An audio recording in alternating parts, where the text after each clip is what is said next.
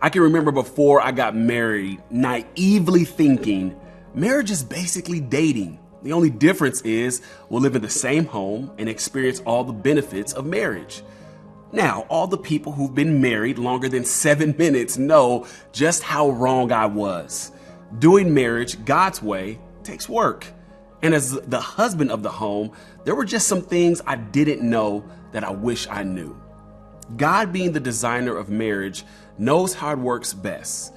Paul said in Ephesians 5, "Husbands, love your wives just as Christ loved the church and gave himself up for her, to make her holy, cleansing her by the washing with the water through the word." My favorite part is that he didn't leave this idea of love ambiguous. He clarifies exactly how Christian husbands ought to love their wives. He parallels the husband's love to that of Christ's love of the church. And we know Christ suffered for the church, prayed for the church, and ultimately died for the church. What I think Paul is getting at is that we as husbands must be willing to die to ourselves for the sake of our wives. We as husbands must sacrifice. Here's why.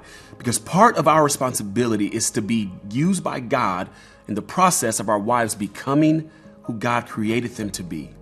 And just like the church becomes its full self due to Christ's sacrifice, our wives can develop and be all God created them to be when we do the same.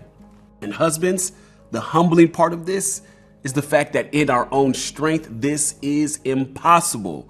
But thanks be to God, we have grace and the Holy Spirit to lean on for this incredible role we've been called to play.